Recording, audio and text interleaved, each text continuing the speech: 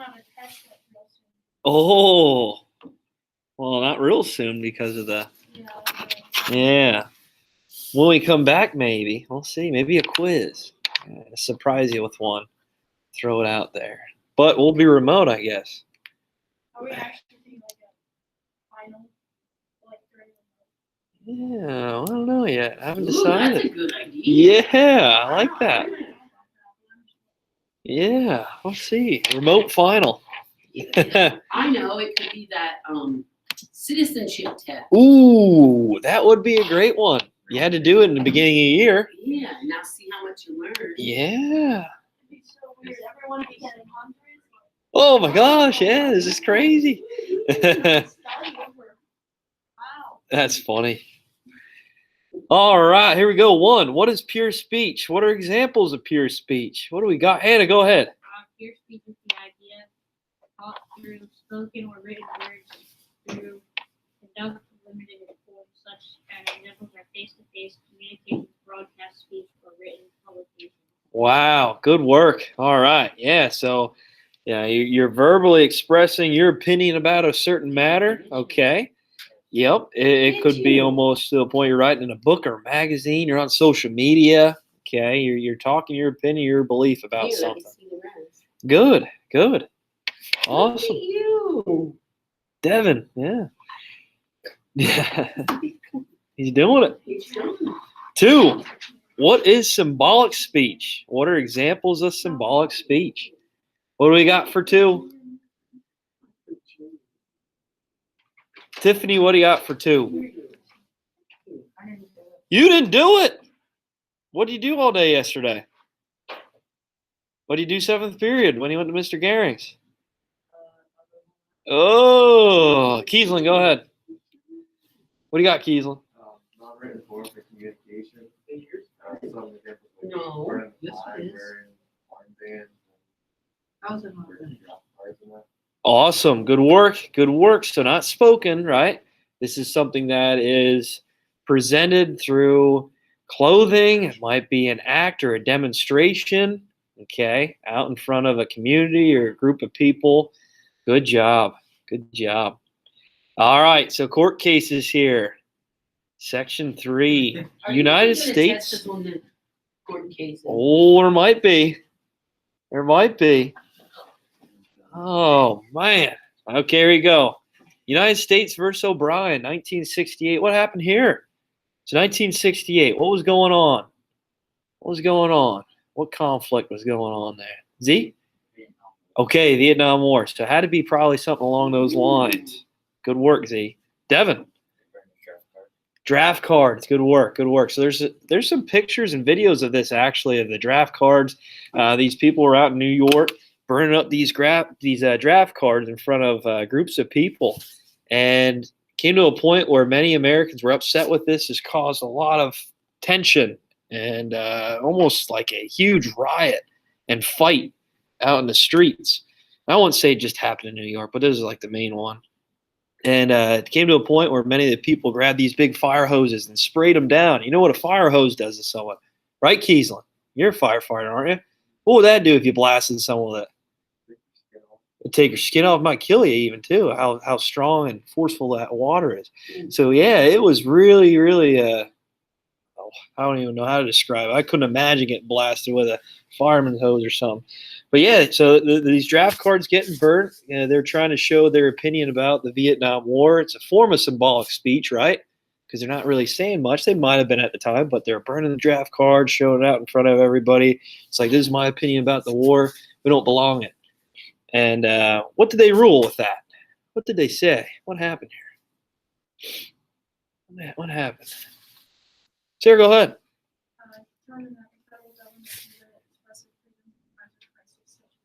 Yeah, good work. Good work. So this kind of goes back to the Sedition and Espionage Act of World War One, kind of piggybacking off that idea. It's like during an atomic conflict or war, the government can limit someone's freedom of speech depending on what they're doing and how that might cause an outrage or an uproar. Did that cause violence? Of course it did, right? Of course it did. Good work. Good work. All right, Tinker versus Des Moines. We know that one. Do we need to talk about it? What was that one against, Sebastian? Real quick, just a quick synopsis. Tinker versus Des Moines. Oh, that one's the court case favored the students where they can wear Armbands, armbands. yep. Black armbands. What war? I don't know. Come on, dude. 60s. We just talked about it. And the court case above it. Okay, yeah, there you go. Good work. Good work. Nice. Nice. All right, Texas versus Johnson. What do we got? 1989. What do we got? What do we got? What do we got? What do we got? Joey, go ahead. Flag burning was protected by the symbolic speech. Okay, so symbolic speech, flag burning, probably some people that had a opposition to what was going on in America at the time. So in the 80s, what was that? What was going on in the 80s? Late 80s. It's coming close to an end of the Cold War, right? Okay, good work. Joey, what were you going to say? They protest. There's protest, right? So the symbolic speech, they had an issue with the United States on something, right? Something. All right, good. That's good. That's a good explanation. Just a flag burn, a symbolic speech. That's good. So it's protected, right? That freedom of speech was protected. All right, U.S. versus Eichmann. What happened here? What happened here? Sarah, go ahead. Declared the Flag Protection Act unconstitutional. Okay. All right. Good job. Good job. So piggybacking off the one above, and I was protecting that flag burn, right? Okay. I was saying that, you know what? This symbolic speech is protected. Okay, good. Frisbee versus Schultz. What? They're throwing Frisbees around here. What's going on? What happened here? Hannah, do you have this one? I have a whole city and picketing and residential. Awesome, good job. So yes, you're allowed to represent your opinion about a certain matter. In this case, probably something with a business, right? But it has to be limited depending on where you're located. So if you're in front of someone's private property or blocking off their driveway or in front of their house, on their property, then hey, that can't be, right? If you're on someone's property doing that, that's an issue, right? That's an issue. And a lot of people kind of reference this one with, Colin Kaepernick. Do you guys know who Colin Kaepernick is?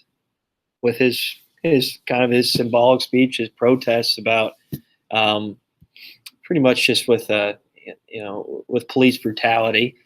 And they said, well, we have an issue with that because where was he kneeling? Where was he doing it? Football field, which is what? I mean, is it technically private residence? Private property. Yeah, it is. It is. So could there be an issue there? Yeah. So what if he would have done it, let's say, at a public place? Do you think his speech would be a little bit more protected, a little bit less controversial? Probably. All right. So that's an issue. They kind of reference that court case a lot with his expression and his political opinion on what he was doing with, obviously the football and everything. I think that's pretty cool. You can relate it to what happened, so happening now, kind of. I know that was 5 years ago or so, but still. All right, F. What do we have? Hill versus Colorado. Colorado, the Buffaloes. Right, Joey? You should get a Colorado sweatshirt. That would be awesome. The Buffalo on there. They're 4-1. They're doing pretty good. They're playing soon in the bowl game. What do we got? What do we got?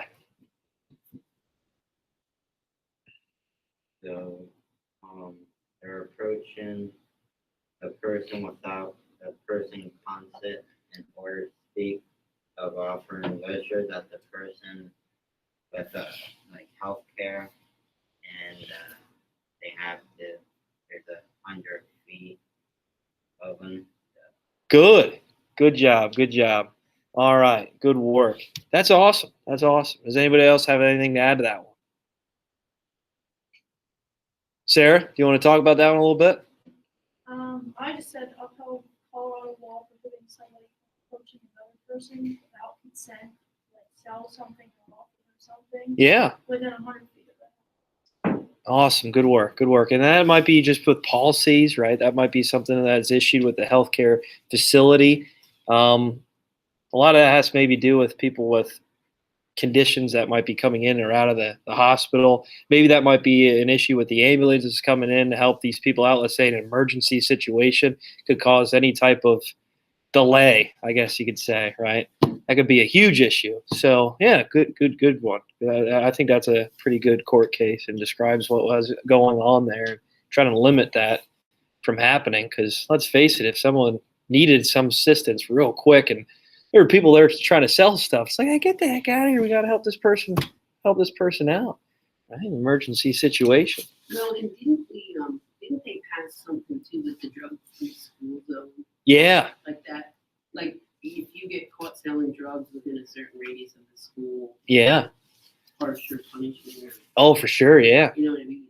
But that's relatively new. That is true. Yeah, that is true. With Dare, right? Is that what was Dare? I was younger. Yeah, that time probably. Yeah. I guess they just did a study on it. They said Dare actually didn't work out the best. I guess there was more kids that experiment with drugs and everything after that. But I don't know. I have an argument that, though, because the population's obviously a lot larger now. And I don't know. Maybe not. Maybe not. Right, 4. What is the clear and present danger rule? Describe how Schenck versus U.S. established this rule. So we talked about this one already. Real quick, what do we got? Sarah, go ahead. I said, clear and present danger rule for the speech expressing or it's, I can't read my handwriting. It's like weird. But yeah, basically, it's like it's prohibiting speech that presents danger or is like, in this case, in the Schenck versus United States case, like when he was sending letters to soldiers, urging them to like resist the draft. Good. During like a war, whether like needed, like I guess would provide a dangerous situation because it's kind of like they're almost civil duty when they're drafted.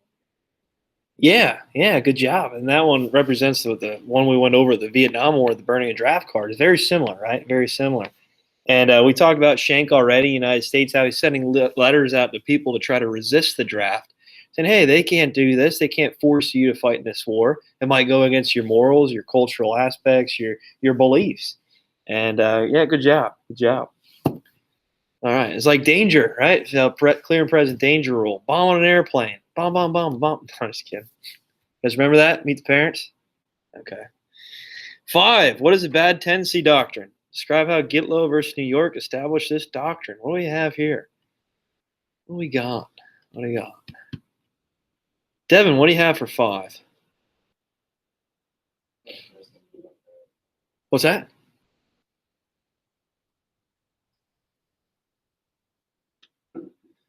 For number 5.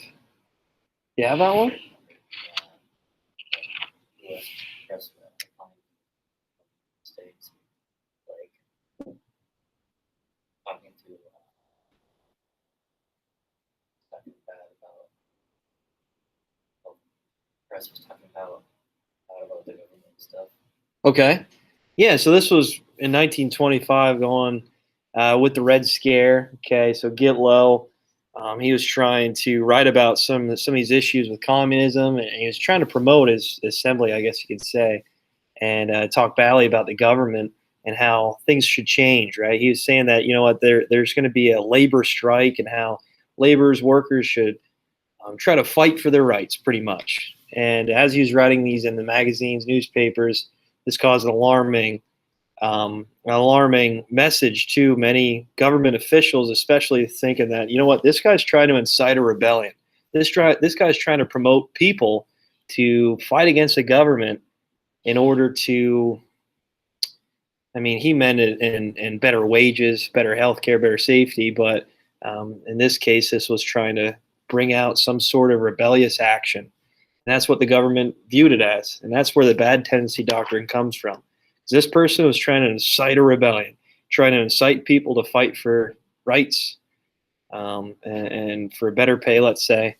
And he was citing the Communist Manifesto. At the time of the Red Scare, you don't ever challenge the government with that, right? All right. 6, what is the preferred position doctrine? And what were the sedition laws? What do we have here? Sarah, go ahead.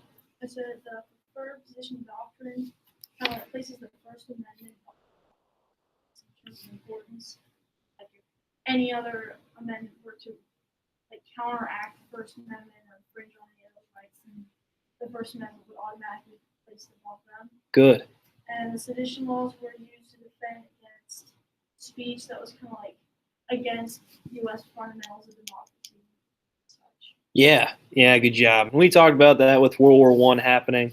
Okay, in a time of conflict, the United States with all the immigrant groups in the U.S. at that time. What side do we join? It was a big fear of whatever side we do join.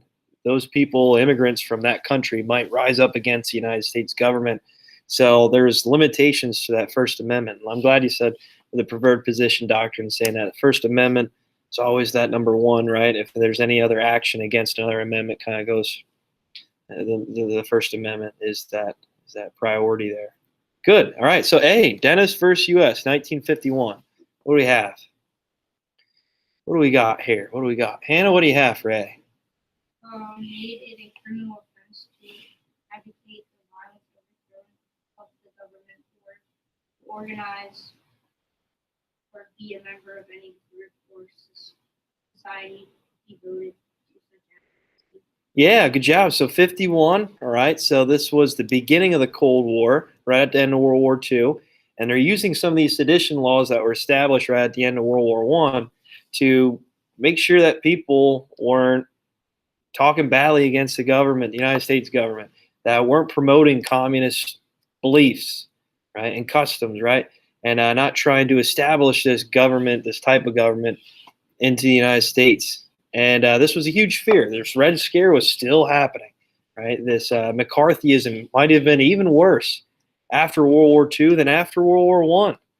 Okay, and this again was this Red Scare. Good job. B, Yates versus U.S., 1957. What do we have for this one? C, go ahead. It was a case that was decided by the Supreme Court that held the First Amendment protected medical and reaction or speech unless it was clear in present danger. Okay, yeah, good job. So this was saying that with his support of communism, right, although that he was, I guess, they went back to that clear and present danger rule. They're saying, hey, was this guy trying to incite some sort of rebellion or action against the government? And they looked at it and said, well, maybe not. Okay, maybe he wasn't. We can't really take away this guy's beliefs and customs just because, he supports some sort of political affiliation, right? In some ways, this has to be protected. Sarah, go ahead. So I have a question about that. In here I said, or government overthrow. Yeah. I feel like it was mentioned in the book. So, I know, when, the founding fathers were writing out the Constitution and such, Thomas Jefferson and, well, I guess it would be him and James Madison and a few others have, taken John Locke. Yeah. And John Locke was kind of, talking about government overthrow if, government isn't satisfactory. So is that, an idea that just faded away as, American identity and the government developed? The idea that American government is strong, so there's no need for overthrow? Or, because I don't remember us talking about that in even, freshman history. Yeah, that's a good point. I mean, so you're saying, the government's almost...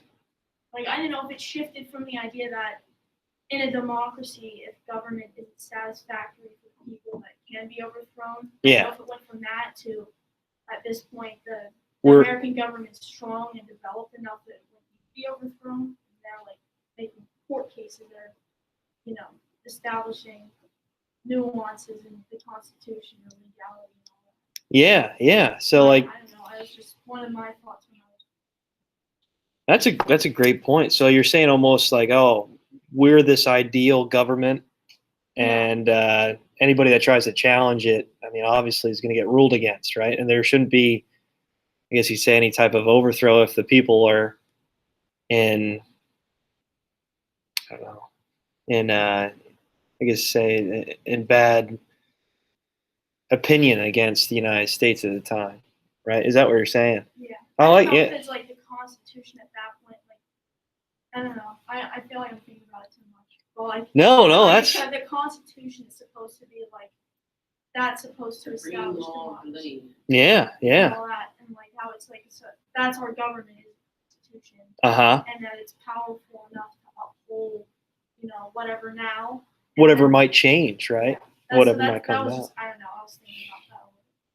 I think you got to look at the time periods too of when these things were coming about, and obviously things are going to be adjusted, things are going to be created throughout time that's going to challenge, let's say, what our Constitution was established for.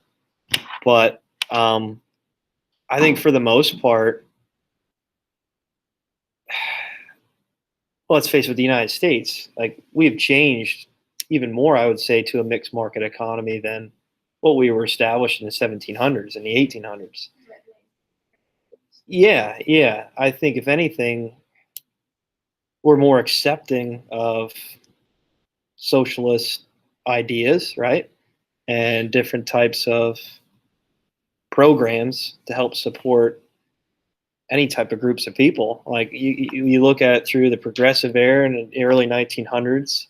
You look at it at the end of World War One, World War Two. You see, well, through the Great Depression, you see a lot of government agencies being created, and a lot of people try to backlash the government with FDR's New Deal agencies and said, "Hey, this did 10 times worse things than what what they were trying to accomplish through the Great Depression." Like this, even some people argue that this pitted the United States even more into a depression with these agencies. But at the same time, you got to think, you had to do something. You had to give these people hope and a job to act like they were, I guess, promoting some sort of advancement in their life with that.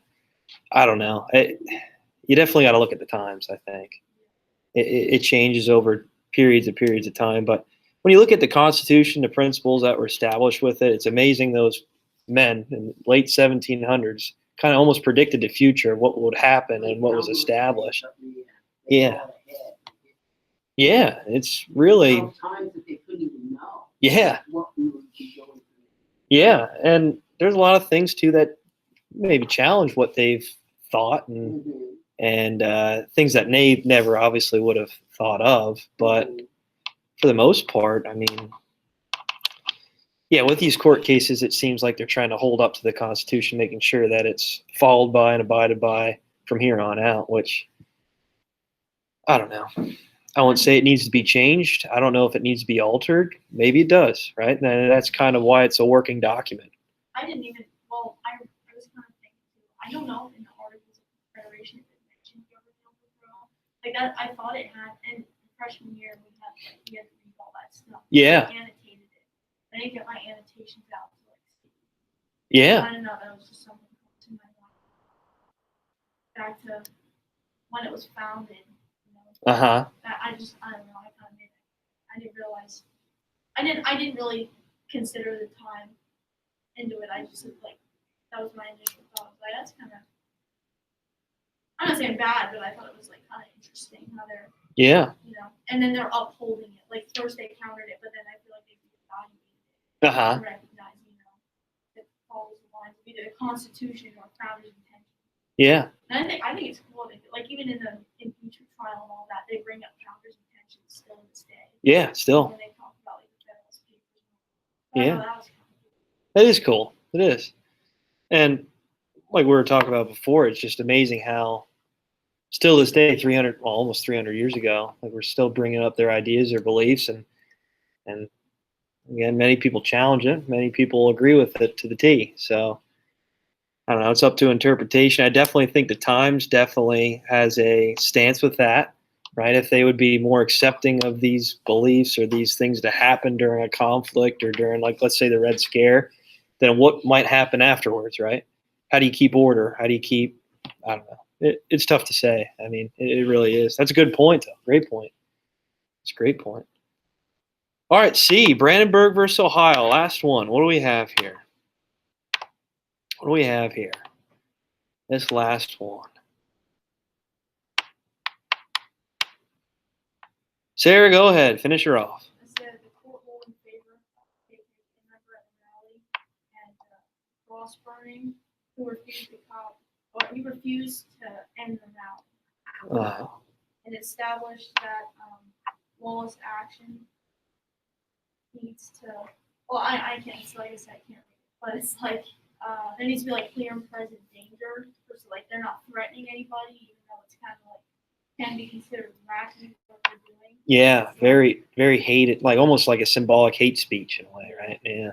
But that can't be like punished if they're not like hurting anyone or that's just their beliefs. Yeah, and if they're doing it, let's say on their own private property, right? If they're doing these things, it's like, well, how can we really stop this guy from doing it? Now, if they did it in a public area, then yeah, maybe they could regulate that speech and everything like that. But yeah, and look at the time period there, 1969. So you're thinking about it, more of a northern state, which is surprising, but at the same time, in that time period when you're looking at it, if he was doing it in private land, if he wasn't doing it in a public area, if he wasn't trying to incite harm into anybody or to anybody, right? Then you know what? How can you not protect it, right? I don't know. So again, a lot of these court cases were mentioned just because it's controversial, right? They could go either way, and if you think about it. All right, is there any questions on that? You good? We all good with that? Okay. All right. So that's all I have. We have 12 minutes, 11 minutes.